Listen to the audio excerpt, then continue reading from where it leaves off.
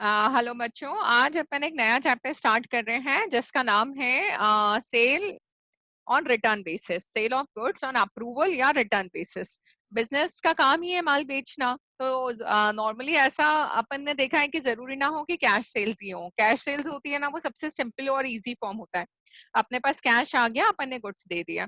But आपने देखा होगा we have credit sale also. तो क्रेडिट सेल के अंदर भी बहुत सारे डेवलपमेंट्स हो जाते हैं, है ना। ऐसा थोड़ी होता है कि अपन ने माल दिया और सामने वाले ने उसको अप्रूव भी कर लिया हाथों हाथ और वो बिल ऑफ एक्सचेंज भी ड्रॉ करके चला गया हमारे ऊपर कि हाँ ठीक है भाई, इसका इस माल का पैसा मैं 1 महीने बाद दे दूंगा।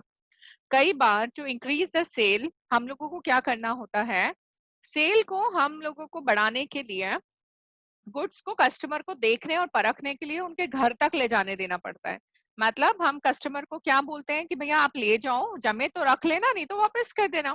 अब ये तो हो गया बिजनेस बढ़ाने का तरीका। बट इसमें अकाउंटिंग में हमें देखना पड़ेगा कि बिजनेस बिना अकाउंटिंग के तो चलेगा नहीं।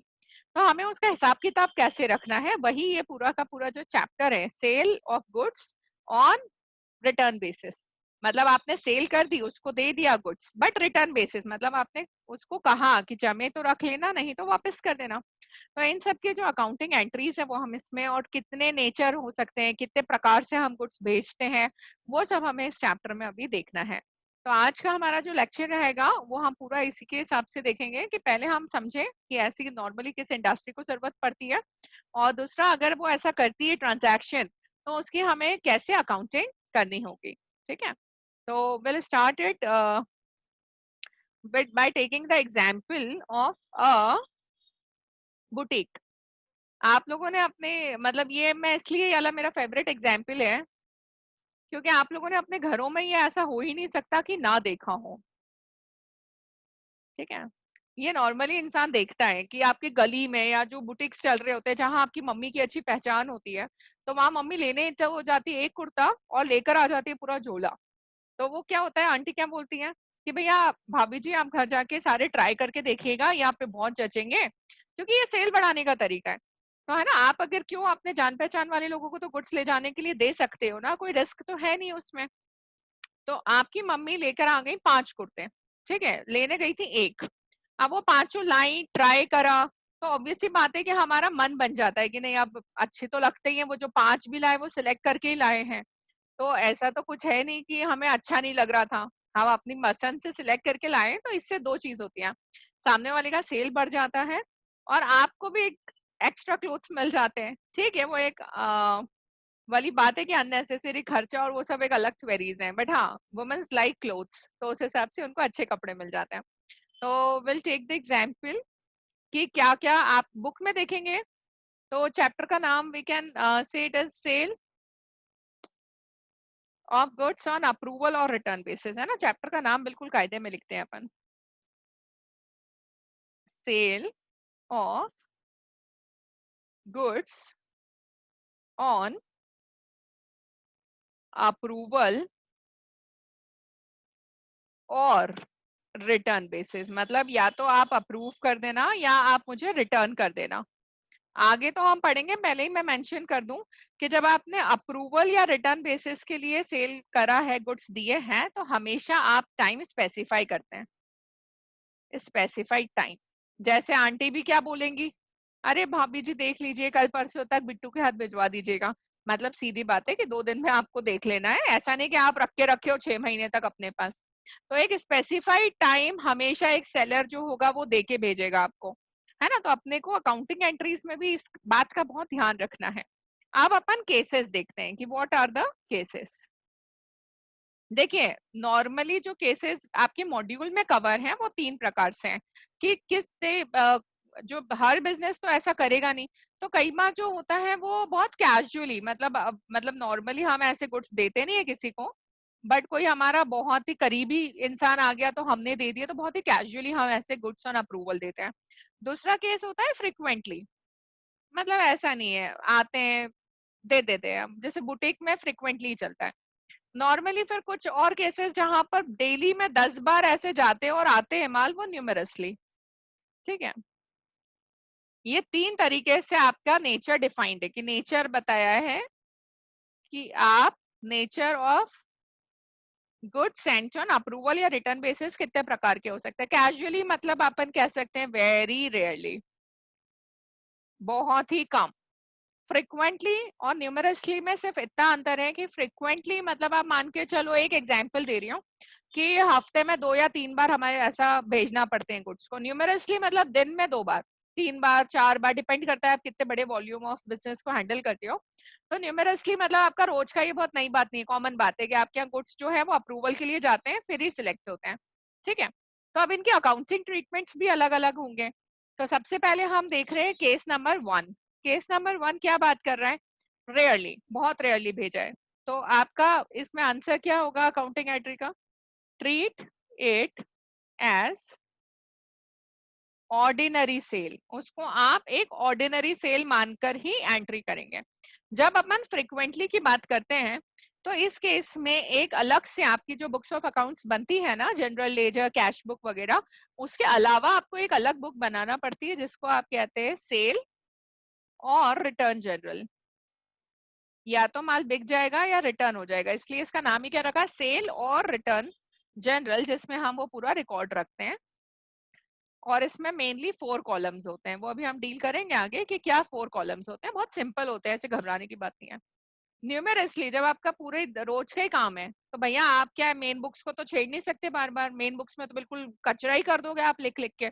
तो न्यूमेरसली जब आप लोगों का काम रहता है ना, तो we prefer to make memorandum books, मतलब एक याददाश्त के लिए। देखिए ऐसा भी नहीं कर सकते कि माल भेज दिया और हमें कोई परवाह ही नहीं है। भैया ट्रेडर हो या मैन्युफैक्चरर हो, आपके लिए सबसे प्रीशियस आइटम आपका स्टॉक होता है।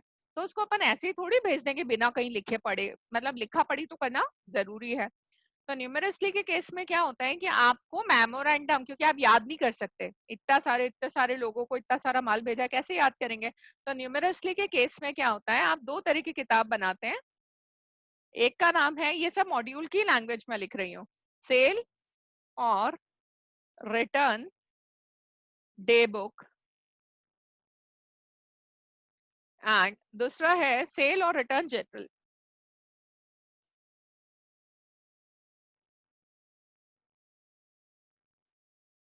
ठीक है, इन लोगों को क्या बोलते हैं, इन दोनों को मिलाकर we call it as memorandum books. याददाश्त के लिए लिखने वाली किताबें। ठीक है, इसमें फिर आगे क्या होगा, ये याददाश्त के लिए लिखी गई थी। आगे क्या होगा, इसमें से जो फाइनल हो जाएगा वही हम अपनी मेन बुक्स में एंटर करते हैं। बट ये वाला जो केस है 4 कॉलम्स, वो आप और देख लीजिए तो एक बेस क्लियर हो जाएगा कि इस चैप्टर में हमारे 4 कॉलम्स क्या क्या बनते हैं। पहला है गुड्स सेंट ऑन अप्रूवल। जितने भी गुड्स आपने भेजे वो इस कॉलम में एंटर हो जाएंगे। उसमें 2 चीजें होंगी, या तो गुड्स अप्रूव हो जाएंगे या गुड्स रिजेक्ट हो जाएंगे, है ना? या तो गुड्स अप्रूव्ड हो जाएंगे या गुड्स रिटर्न हो जाएंगे। और ये होगा बैलेंस, जिन गुड्स के लिए अभी भी कस्टमर सोचना चाह रहा है। फॉर एन एग्जाम्पल, आपने 5 कुर्ते भेजे थे, है ना, आंटी के साथ वो झोले में। गुड्स उन्होंने शाम तक ही आपको फोन कर दिया कि मैडम मैं 2 कुर्ते तो रख रही हूँ और एक कुर्ता तो मेरे हस्बैंड को बिल्कुल पसंद नहीं आया, वो मैं भिजवा दिया मैंने बिट्टू के हाथ। तो भैया मतलब टाइम बचा है अभी, जब भी तो आप बैलेंस रख रहे हो अपने पास, वरना पैसे देना पड़ते ना तो तुरंत देना, आपको वापस करना पड़ते हैं। तो आपने 2 के लिए अप्रूवल दे दिया, एक आपने बोल दिया मैं रिटर्न कर रही हूँ, तो अभी आपके पास बैलेंस कितने पड़े हैं कुर्ते? 2। तो ये सामने वाला बुक रिकॉर्ड कर रहा है, आप थोड़ी, कस्टमर थोड़ी रिकॉर्ड कर रहा है। जिसने माल भेजा है वो ये मेंटेन करता है कि भैया भाभी जी को 5 कुर्ते भेजे थे, 2 का तो अप्रूवल आ गया है, मतलब वो 1-2 हफ्ते 3 हफ्ते जितना भी आपको उधार देना उनको, उस हिसाब से वो 2 के पैसे दे देंगी। एक तो माल ही वापस आ गया तो कोई टेंशन नहीं है। हाँ, इन 2 कुर्तों पे आपकी नजर रहेगी। आप रोज अपनी गच्छी पे से खड़े होकर देख सकते हो, कहीं वो बाजू में रहती है, कहीं आंटी पहन के तो नहीं निकल रही है। अच्छा, अगर वो आंटी पहन के निकल रही है तो इसका मतलब ये अप्रूव है। भैया आपने कुर्ता पहन लिया, ये वाले 2 में से, ये वाले 2 में से अगर आपने पहन लिया तो वो तो सीधा सीधा अप्रूवल हो जाएगा। तो वो कस्टमर को भी मेक श्योर करना पड़ेगा कि वो पहने भी तो घर में, ऐसे पहन के बाहर नहीं निकले। तो ये 2 बैलेंस जो है उसकी एक टाइम लिमिट फिक्स कर दी। जैसे मैंने सपोज फॉर एन एग्जांपल कुर्ते उनको दिए थे 21 मार्च को, ठीक है, उनको मैंने बोल दिया भाभी जी मेरे को और भी कस्टमर्स को दिखाना रहेगा ना, तो आप 27 तारीख तक मुझे बता देना जो भी है। तो या तो ये बैलेंस के लिए वो 27 तारीख तक बता देंगी या नहीं बताएंगी। अगर बता दिया ले रही है तो मैं सेल बुक कर लूंगी। अच्छा, अगर वो नहीं बताया उन्होंने 27 तक कुछ भी, तो क्या मैं ये मान सकती हूँ कि सेल हो गई है? यस, क्योंकि स्पेसिफाइड टाइम, देखिए मैंने ऊपर मेंशन किया था, स्पेसिफाइड टाइम अगर एक्सपायर हो जाता है ना, स्पेसिफाइड टाइम अगर एक्सपायर हो जाता है तो I can treat it as sale, क्योंकि मैं सामने वाले को बोल सकती हूँ भाभी जी लौटाने थे तो टाइम के पहले लौटाने थे। तो स्पेसिफाइड टाइम अगर एक्सपायर हो जाता है तो हम उसको सेल मान सकते हैं। इसका मतलब अगर मैंने उसका टाइम कितना फिक्स करा था, 27 मार्च, 27 मार्च तक दो चीजें हो सकती है, या तो कंसेंट आई है या नहीं आई है। कंसेंट आ गई है और वो रख रही है तो उसको आप सेल बुक कर लीजिए उसी तारीख को, मतलब मान लीजिए कि सेल है, ठीक है। और अगर कंसेंट नहीं आई है तो भी आप क्या मान सकते हैं, सेल, क्योंकि स्पेसिफाइड टाइम लैप्स हो गया है, अब आप पैसा क्लेम कर सकते हो सामने वाले से, ठीक है। अभी ये तो बड़ा ही सिंपल केस लग रहा था, 27 मार्च है, ठीक है। अब मैं आपके सामने बदलूंगी केस। केस बेटा क्या हो गया, ध्यान से देखना, ये तो पहला केस था। सपोज आपने उसको बोला था कि आप 10 दिन में सोच के बताना, 15 दिन में सोच के बताना, रखो कौन सी अभी दिवाली आ रही है कि मेरे को दूसरे कस्टमर बहुत है। आपने दिया 27 मार्च को और बोला 15 दिन में सोच के देना, तो 27 मार्च में अभी अपन ने एवरेज ड्यू डेट पढ़ा है, डेट्स काउंट करने में तो तुम लोग अब एक्सपर्ट हो चुके हो। 21 मार्च में 10 दिन जोड़े हुआ 31 मार्च, और 5 दिन जोड़ेंगे तो होगा 5 अप्रैल। और ये बिल ऑफ एक्सचेंज नहीं है कि यहाँ ग्रेस डेज जोड़ने हैं, ठीक है। तो ये सेकेंड सेकेंड केस में आपकी डेट क्या आ रही है, 5 अप्रैल। अब यहाँ अकाउंटिंग को आपने तो डेट पे ध्यान दिया नहीं हो ना, आपको जरूरत है क्योंकि आप तो सेलर हो, ये सारा टेंशन तो अकाउंटेंट लेगा आपके यहाँ का। 5 अप्रैल मतलब next accounting period, next year follow हो रहा है, तो अब इसके ट्रीटमेंट बहुत क्रूशियल हो जाएंगे। कट ऑफ डेट जो कौन सी होती है, 31 मार्च। 31 मार्च को क्या स्थिति है, आप सोचिए ना, आपके हाथ में माल है ना आपके हाथ में कंसेंट है, मतलब यू कैन नॉट टेल कि माल बिक गया ना, यू आपके पास माल है।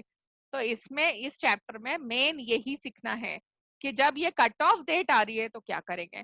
तो ये अभी अपन जो आज का क्लास है वो पूरा मैं डेडिकेट कर रही हूँ पहले केस पर, उसकी अकाउंटिंग सीखेंगे अपन, क्योंकि यहाँ पर प्रॉब्लम है। कैजुअली में आपने जब रेयरली आप कभी कभी भेजते हैं तो आपको क्या ट्रीट कर लेना है उसको भेजते टाइम, ऑर्डिनरी सेल, ठीक है।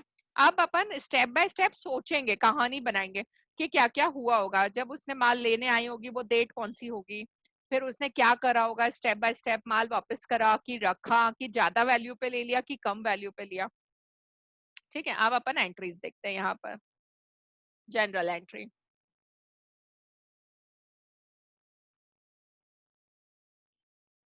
ठीक है। अकाउंटिंग ट्रीटमेंट अपन हेडिंग देंगे केस 1, 3 केसेस हैं उसमें पहला केस अपन देख रहे हैं अकाउंटिंग ट्रीटमेंट। अकाउंटिंग ट्रीटमेंट मतलब journal entry. Accounting treatment when goods are sent casually, और अपन ने अभी लॉ में पढ़ा है, अपना प्रोविजन मतलब रूल पढ़ा है कि उसको क्या मानना है, ऑर्डिनरी सेल माननी है। ऑर्डिनरी सेल की एंट्री आती है ना, क्रेडिट सेल है क्योंकि पैसा तो आ नहीं रहा है, तो अपन एंट्रीज करेंगे इसमें। आप पहली एंट्री, ठीक है, when goods are sent, goods को भेजते टाइम आपको जब ऑर्डिनरी सेल मानना है तो what will be the entry, sale की क्या एंट्री होती है, you will write trade receivable debit to sales, एक नॉर्मल सेल की एंट्री कर दी। अच्छा, उस पे टैग पे प्राइस लिखा है, ठीक है, उसमें प्राइस लिखा है, या अपन ये मानते नहीं लिखा है प्राइस, वो ऐसे ही उठा के ले गए, अपन ने ना टैग लगाया, वो बाद में पूछ लेगी अपने से करके। बट आपको पता है कि वो कुर्ता नॉर्मली आप कितने में, 1,000 रुपए में बेचते हो, तो आपने उस हिसाब से एंट्री कर दी 1,000 रुपए। देखना आज बिजनेसमैन की मेंटालिटी भी समझ आई कि जनरल एंट्री करते करते हैं, ठीक है। 1,000 रुपए क्या हो, सेकेंड एंट्री क्या करेंगे हम, पहली एंट्री तो हो गई भैया, गुड्स भेज दिया, अब क्या हो सकता है, आपने ये भेजी है 21 मार्च को, ठीक है, और 7 डेज वाला सोचिएगा, अभी आपके 27 मार्च एक स्पेसिफाइड टाइम है, और यहाँ पर मैं लिख रही हूँ गुड्स रिटर्न हो गए, goods are returned before specified time, जो मैंने टाइम दिया था उससे भी पहले यहाँ के उनने तो गुड्स वापस कर दिया, ठीक है, एक ही कुर्ता था और एक ही कुर्ते की बात चल रही है। अभी अपन 5 की नहीं करते, एक एक केस से समझेंगे। अब रिटर्न कर दिए तो रिटर्न की क्या एंट्री होती है, आपने 11th क्लास से पढ़ रखी है। What we do, we write sale return account debit to trade receivable. काम खत्म, जीरो पे आ गए वापस। सेल मानी, फिर उन्होंने रिटर्न कर दिए तो हम बोल दिया नहीं भैया नहीं हुई सेल, और क्या। चलिए तीसरी एंट्री क्या होती है। अभी यहाँ अपन ने रिटर्न माना है, थोड़ा पॉजिटिव भी सोचना सीखो ना। अब अपन मानो गुड्स आर एक्सेप्टेड। बेटा गुड्स आर एक्सेप्टेड में मैं 3 केस ले रही हूँ, क्योंकि मैंने बताया था प्राइस उसको नहीं बताया है। 3 केस, ए बी सी। पहले केस में मैं बोल रही हूँ goods are accepted at invoice value, मतलब जो 1000 में मैं देना चाह रही थी 1000 में। सेकेंड केस ले रही हूँ हायर देन इनवॉइस वैल्यू, मतलब 1000 मैं नॉर्मली लोगों से लेती, जब मेरे को उसको लगा बहुत इंटरेस्ट आ रहा है, फोन पे बोल रही हूँ अरे मजा ही आ गया, मेरा पति तो इतना खुश हो गया मेरे को ऐसे देख के, मतलब वो तो बोला ले लो ले लो। तो फिर मैंने वो 1000 के कुर्ते के उससे कितने रुपए मांग लिए, 1100, और यहाँ 1000 के कितने मांगे, 1000। और तीसरा केस में क्या ले रही हूँ, goods are in accepted below the invoice price, मतलब वो ले नहीं रही थी, बार बार बोल रही थी ले तो लेती बट ज्यादा लग रहे हैं प्राइस, तो अपन ने उसका प्राइस क्या कर दिया, 900। अब इन तीनों केसेस में एंट्री सोचो। सबसे पहले केस में अगर एक्सेप्ट हो गए हैं तो आपको सेल एंट्री करने की जरूरत है क्या, नो एंट्री। ऊपर आ जाओ वापस, ये देखो अभी अगर नहीं लेते तो रिवर्स करना पड़ता बेटा, ये तो अपन ऑलरेडी एंट्री पास कर चुके हैं, सेल कर चुके हैं, तो फिर डबल से कोई अब एक्सेप्ट कर लिया तो करने की कोई जरूरत नहीं, यहाँ रिजेक्ट करा होता तो अपन ने देखो रिवर्सल पास किया था। अब अगर वो 1100 में मान गई, 1000 पे आप सेल एंट्री पास कर चुके हो, तो सेकंड केस में आप क्या करिएगा, ट्रेड रिसीवेबल को 100 रुपए से और बढ़ा दीजिएगा और सेल 100 रुपए से और क्रेडिट कर दो, तो टोटल 1100 हो जाएंगे, 1000 से कर चुके हैं और ये 100 रुपए से और। अच्छा अगर बिलो इनवॉइस 900 पे लाना है, 1000 पे बुक कर रखा है, तो ये कोई सेल रिटर्न नहीं है ना, इसीलिए यहाँ पर आप सेल्स कम कर लो 100 रुपए से, और आपके जो डेटर्स है ट्रेड रिसीवेबल है वो भी कम कर लो 100 रुपए से। आया समझ में। तो इन तीनों केसेस में आपको क्या एंट्री पास करनी है, पहले वाले में तो कोई दिक्कत नहीं है, सेकेंड और थर्ड वाला एकदम क्लियर है। ये कौन सा केस था, हायर देन इनवॉइस प्राइस, ये कौन सा केस था, लोअर देन इनवॉइस प्राइस। ये कौन सी बातें कर रहे हैं हम, बहुत अच्छी अच्छी। पहली बात माल भेजा, या तो माल वापस आ जाएगा, या माल रख रहे हैं तो उसमें भी प्राइस ऊपर नीचे, मतलब सारे पॉसिबल केसेस देख लिए। अब अपन बात कर रहे हैं नेक्स्ट फोर्थ सिचुएशन की, ठीक है। अपन अब बात कर रहे हैं फोर्थ सिचुएशन की कि ईयर एंड आ गया, है ना, ईयर एंड आ गया, goods are year end, goods are lying with customer, goods customer के पास है and specified time is yet to expire, मतलब 31 मार्च आ गई है बट अभी उसके पास पसंद करने का टाइम है। तो भैया अकाउंटिंग बोलती है एक काम करो, कोई बात नहीं, आपने गुड्स भेजे थे तो आपने एंट्री कर दी थी ना सेल की, सबसे पहला काम करो रिवर्स कर दो सेल, क्योंकि अभी 31 मार्च को अपन बोल ही नहीं सकते सेल हुई है। तो रिवर्स एंट्री क्या होती है सेल की, मैं बोल रही हूँ अगेन, सेल रिटर्न नहीं कर रहे हैं अपन, है ना, रिवर्स एंट्री कर रहे हैं, तो सेल टू ट्रेड रिसीवेबल। आपने जो 1000 से सेल और डेटर बढ़ाए थे उसको खत्म कर दो। मान लो कि वैसी कोई सेल हुई नहीं थी, अब दिक्कत ये है अगर हम मान लें ऐसी सेल नहीं हुई थी तो गुड्स हमारे पास होना चाहिए। आज मेरे पास अगर स्टॉक होता, क्लोजिंग स्टॉक की क्या एंट्री पास करते हैं अपन लोग, closing stock account debit to trading, यही एंट्री होती है ना जो 11th क्लास से अपन सीख रहे हैं फाइनल अकाउंट जब बनाते हैं। तो अपन स्टॉक को ये मान लो कि एक्चुअली फिजिकली तुम्हारे पास है बट क्योंकि उसकी ओनरशिप मेरे पास है, तो अपन यहाँ क्या लिखेंगे, क्लियरली लिखो ताकि किसी को कोई कंफ्यूजन ना हो।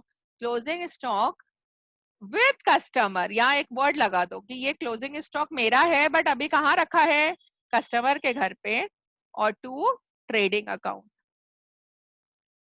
1000 का जो गुड्स है, अगर आपको क्वेश्चन ने दे रखा है कि 1000 का ये जो सेल प्राइस है या इनवॉइस प्राइस है, इसकी कॉस्ट प्राइस 800 रुपए है, तो भगवान के लिए मुझे बताइए ये एंट्री आप किस प्राइस पे करेंगे? कॉस्ट प्राइस पे लाएंगे ना गुड्स को अपनी बुक्स में वापस, तो ये 800 और 800 से ये एंट्री हो जाएगी, काम खत्म।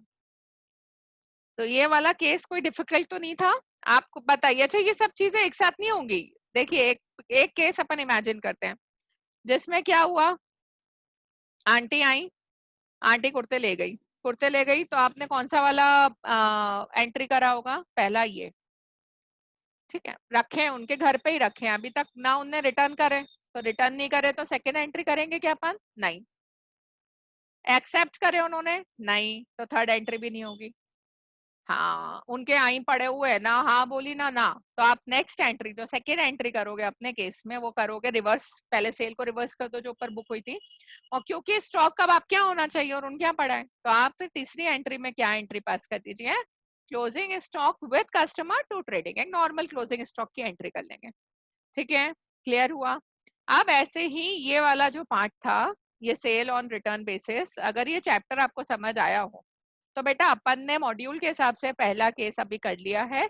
मॉड्यूल में कुल 5 इलस्ट्रेशन है, उसमें से इलस्ट्रेशन नंबर 1 to 4 इसी टॉपिक पर है, तो I request you all to complete before the next class. और फिफ्थ इलस्ट्रेशन बेटा इस वाले पर है, फ्रिक्वेंटली वाले पर, और लास्ट वाला जो है उसका तो कोई इलस्ट्रेशन ही नहीं है, क्योंकि वो मेमोरेंडम बुक्स जो बनती है वो पूरा थ्योरी में आपके मॉड्यूल में समझाया है जो हम देखेंगे।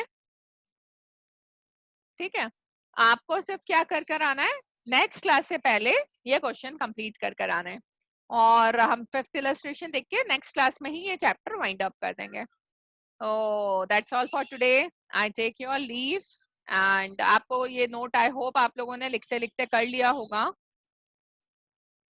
This 3 cases.